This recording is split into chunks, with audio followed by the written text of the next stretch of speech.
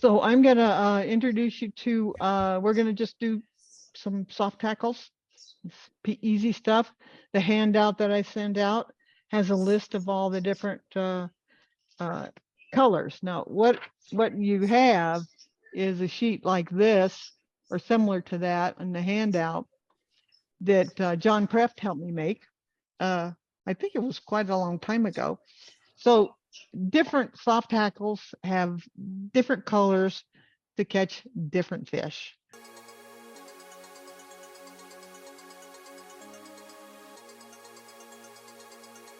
A different kind of year, October, green drake hatch or whatever.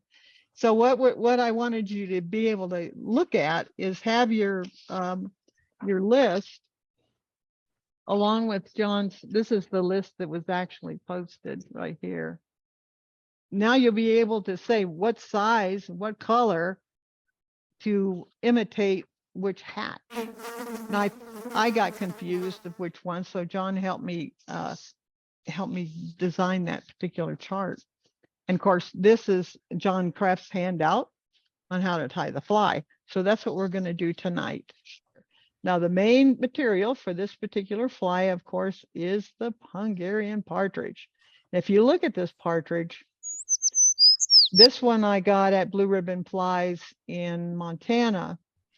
And you look, all of these feathers along this edge right here, the smallest ones, that's where I have other capes that are picked to death. All of this is gone and this is still here. I'll do something else with it. But all of these feathers right here are the ones that I used for the soft tackles.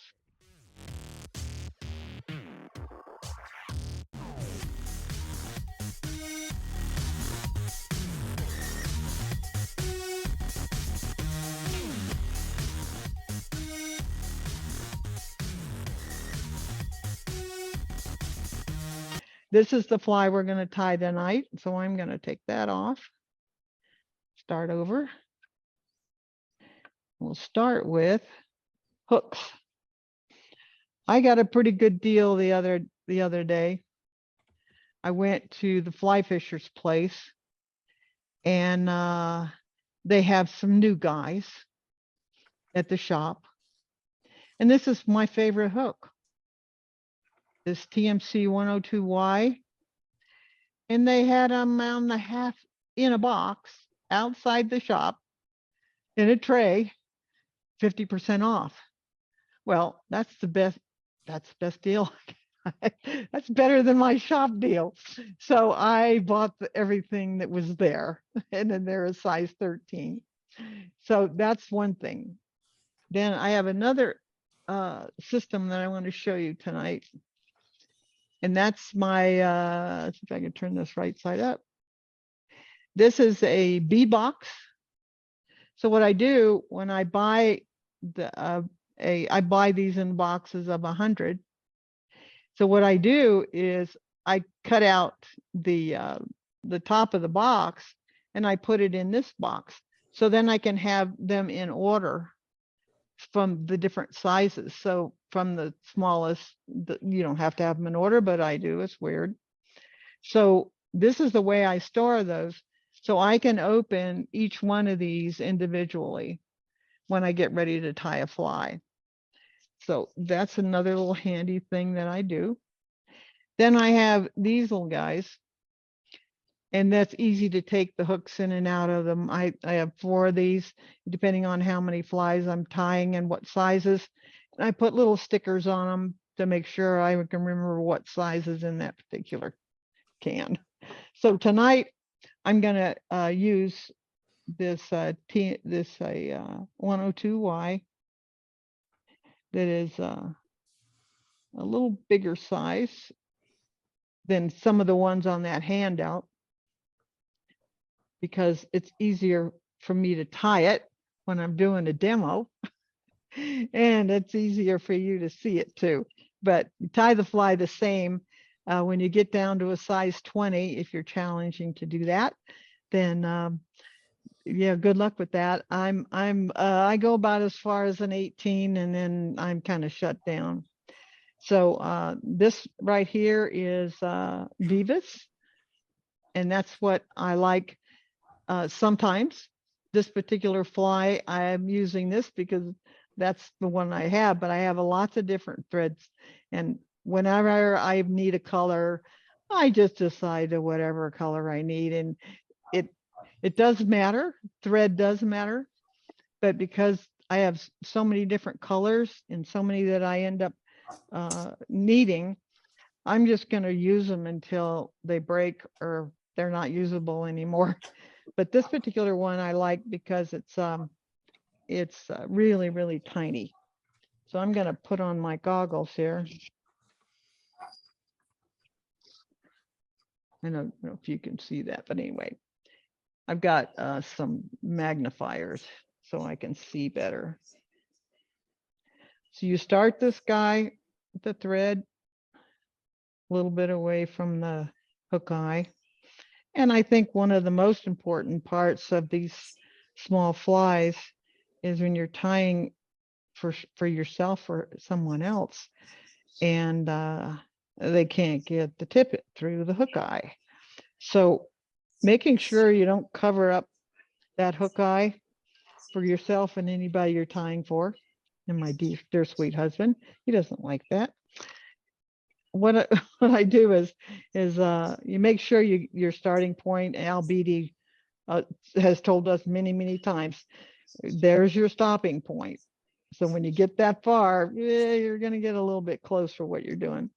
So the other method I have that is really pretty easy is when I'm doing a buyout body, I have these little stickers, and they're basically Post-its.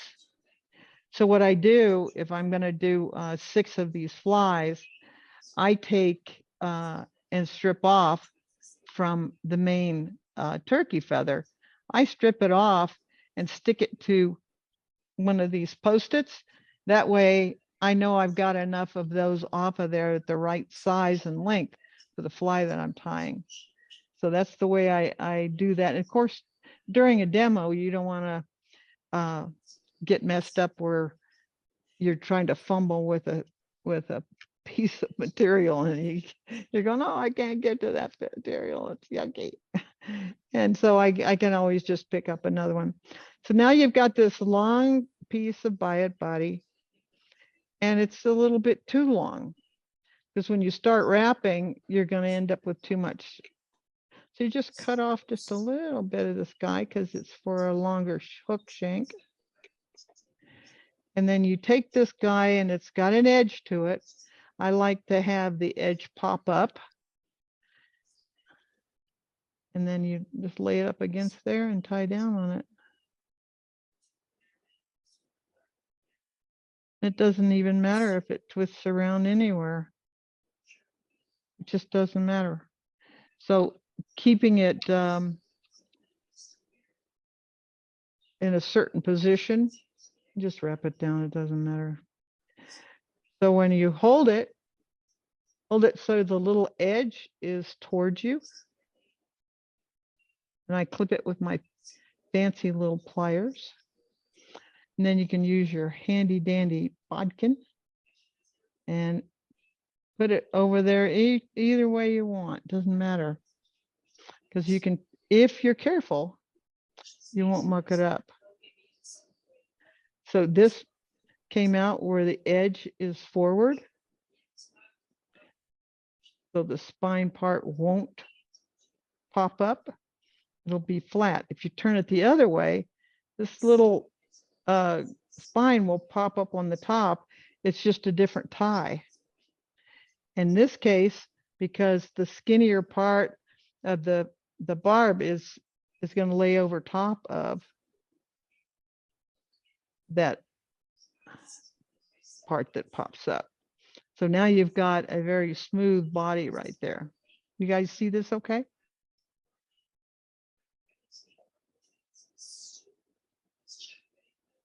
And then you just drop your head thread down in behind it.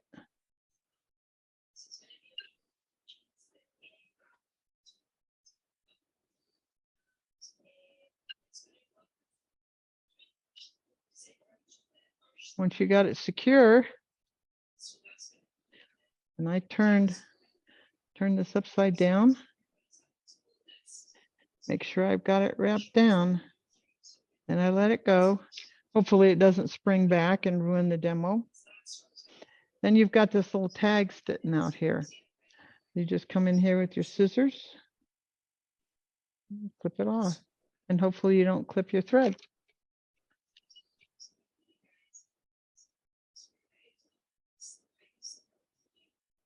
Now I got to figure out where am I going to start this underwing, and this is what carries the bubbles. What's neat about this stuff is this is crinkled Zelon, and I'll show you what that looks like. This guy is crinkled Zelon, and you can also use I like the Montana yarn. So anything that's crinkly that looks like this, that will hold bubbles, doesn't matter what the maker is.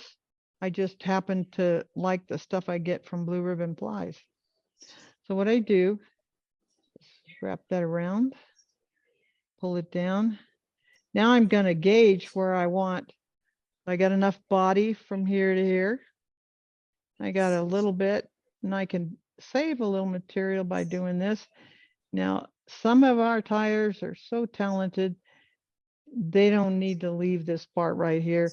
I do because I don't trust myself. So I'm going to move it just a little bit farther forward so it's not too far back. And that way I can keep it right up on top because that's what you want. Tie down on it. I use my thumb, this thumb right here, to hold this because I'm getting, my old age is catching up with me a little bit. I'm a little shaky now. So I use my thumb to help me steady my hand. Because steadying the hand when you're tying is probably another thing that we're really trying to be able to get to. So now you've got this dab right here. And if you pull it straight, then when it puffs up, it'll be too short. So you got to make sure that you don't make it too long or too short. So you kind of say, well, it's going to end up about like that, and cut it off. And if it looks too long, yeah, it looks a little bit longer, you can just shave it a little bit. That's about it. So now you've got your body and now you're going to get, the next thing is this. I have pre-prepared my soft tackles, so I don't have to take the time to do that. This is just a soft tackle from that partridge, and then I pull all these back. Now what's really cool about soft tackles is, first of all, they catch fish. The second is that our instructor, Jerry Chris, who's not here tonight, is going to do a soft tackle class that is going to show you another way to tie down these feathers. So what I do is I just pull out about how much I think I'm going to need, and then I'm going to trim this off. You can see that. I'm going to leave a little bit of a stem there.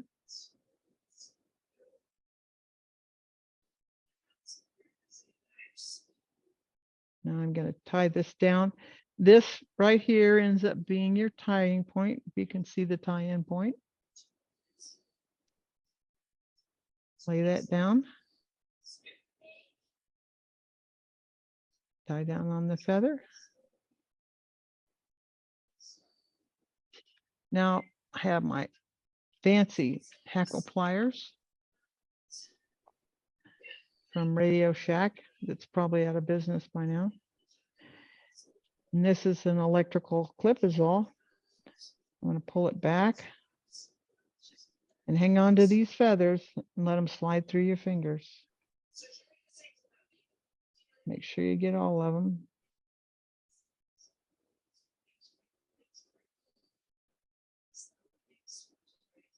And when you come around, it's not one on top of the other. It's just side by side with a little bit of space. So when you get, if you've picked the right size feather, you're not going to crowd that eye right here. It's going to be, you're going to have plenty of room to make that head.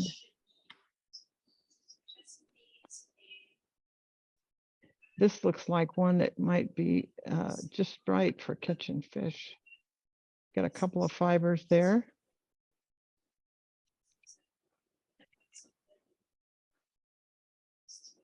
Couple more wraps. I don't think that'll come undone now. Trim this guy.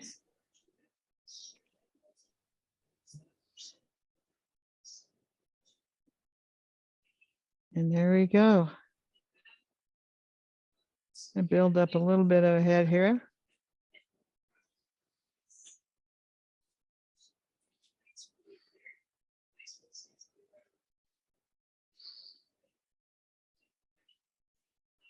A lot of you have seen me tie this fly before because we did it last year. And I wanted to tie it as the first class because I got to get my, what do you call it, your mojo working? And the mojo is part of this whole deal. Is if you haven't tied in a while as a demo, which I guess this is 2.5 years, you got a little bit of you got to get things going again. Like once I've done with that, get rid of that guy, and I have this this new material that Al Beatty told us about.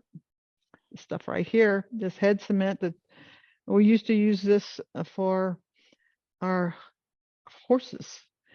And it turns out this stuff is really, really good for tying cement. So even my past has caught up with me. And what I did is I cut off a lot of the fibers on the brush because I wanted to get really, really tiny drops there. And that's the first fly. Any questions?